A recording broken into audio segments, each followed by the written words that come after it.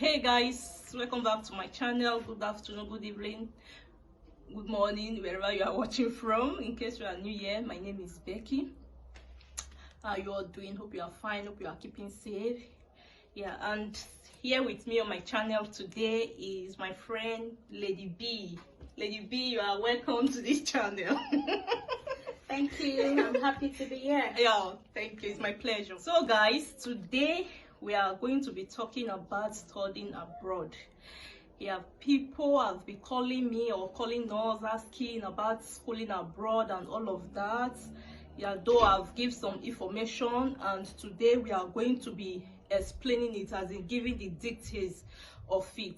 So I thought it wise that I should just bring it onto this channel, because I know there are a lot of people out there who may need this information and all of that. A lot of people really want to study abroad, but they don't know how to go about it, the process and everything. So some have met with the wrong people who end up eating their money and all of that. So today we are going to help those people in need of this video out by sharing with them things they need to know about studying abroad, visa processing and all of that. So guys, keep watching.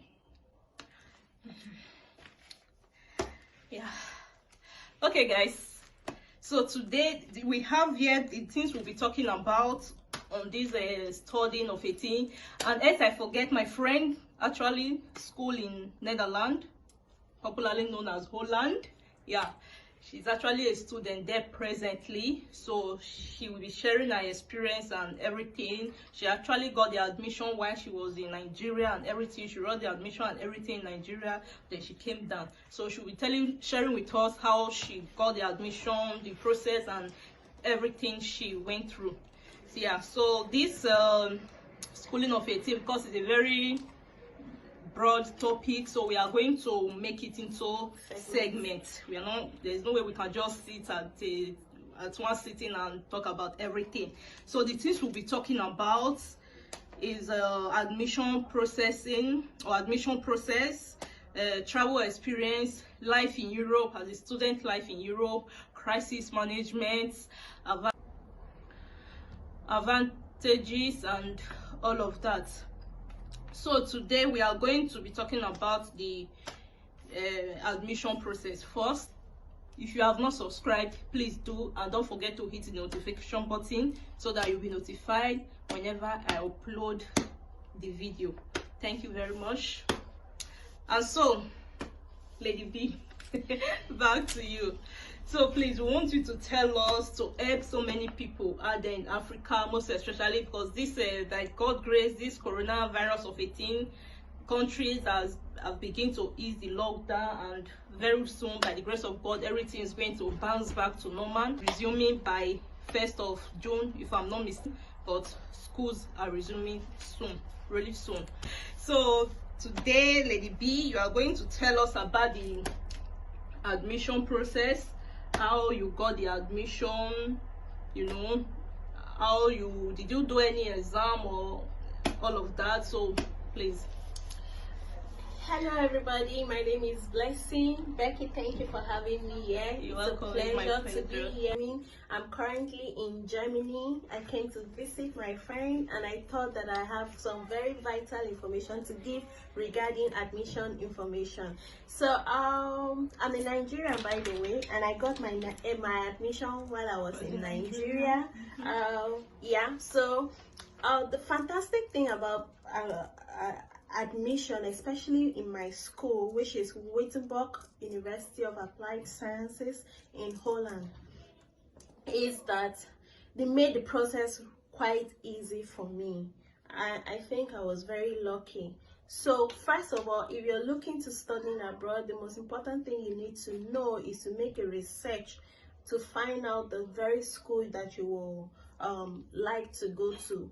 But importantly, there are some reviews that may not be as good as you would think they should be. That's why you have the advantage of hearing firsthand from me, who is already here in the Netherlands. Very important. So my admission process was easy because the school of choice, Wittenberg University, has 6 entries. The school has 6 entries in a year. unlike other schools that admit twice a year. And so I got my mission. I came into the Netherlands November 2019, and so my school has 6 entries in a year. Okay. And that flexibility is what I loved so much about the school.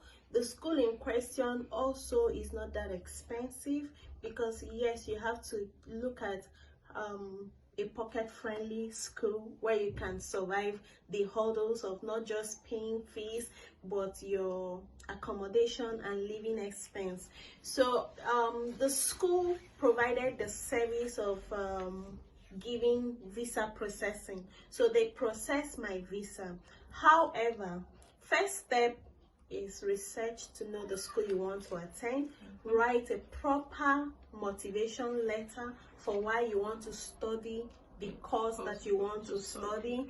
Put your documents all together. A very important document is your sponsorship, your bank statement, or the bank statement of the person who intends to sponsor you, because you need to show the capacity that you're able to not only pay your fees, but you have money enough to sustain your stay in the Netherlands. And that bank statement, usually the school will request for an original bank statement, not the one that you scan and send to them.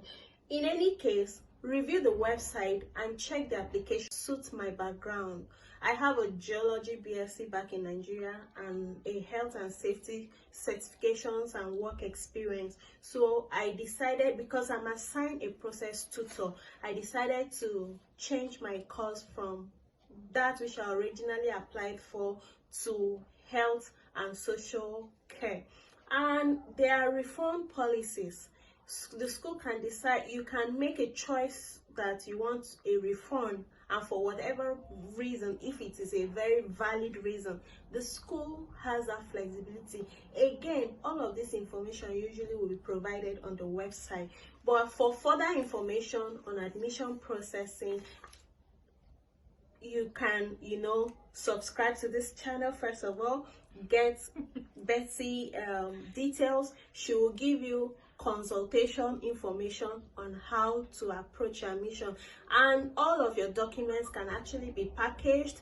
All that you need to write, and everything can be done.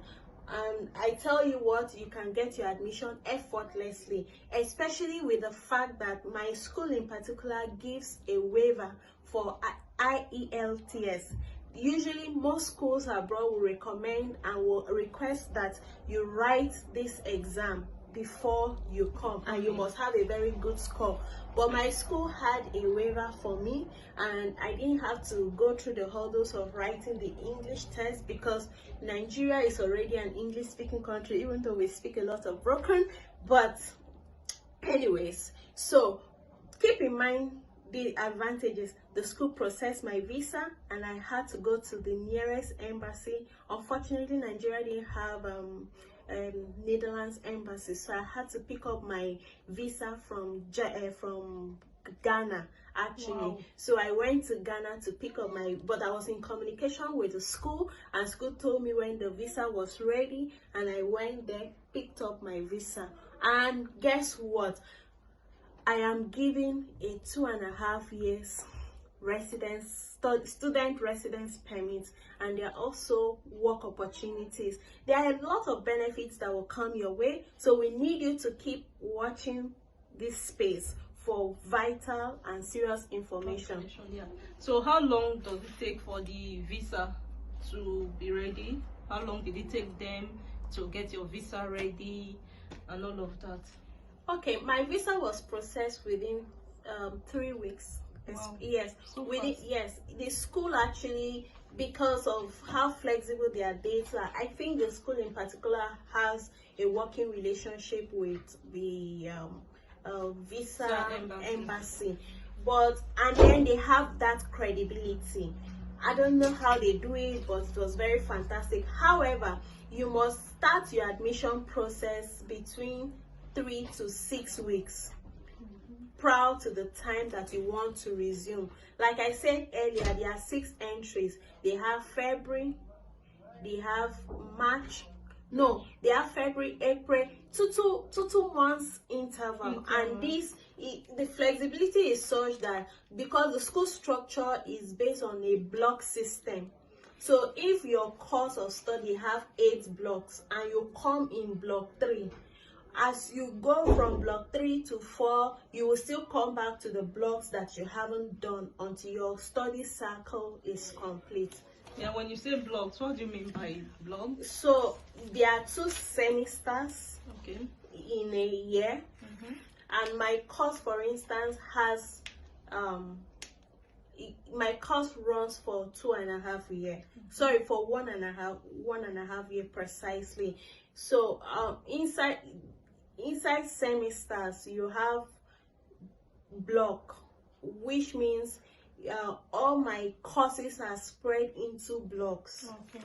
So I have like 3 courses for one block. I have 2 courses for another block. It's just the way the calendar of the school runs. Yeah. They run it in a flexible manner to allow people to come in at various intervals. Yeah. Yes. So is it the same thing like when you say semester in Nigeria? Like yes, the school also has semester. It's semester 1 and semester 2.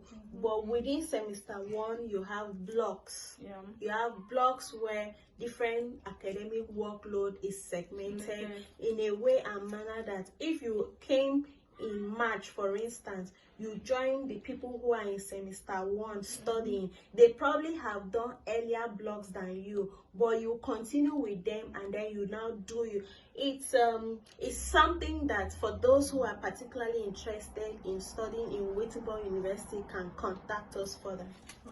For further explanation. Okay, please, one more question before you go. Yes, ma'am. Yeah. So you know, when because we have to really give them the real details, so that because soon everything will still be over with this corona lockdown here and there of 18, and everybody will resume back to work, school will resume back, and all the work that has been put on hold we have to commence. So when they are choosing a course, or what would you advise? Should they choose a master course or a BSc course? Because I understand that when you are doing BSc, you are given a longer time. So you already have a BSc in Nigeria.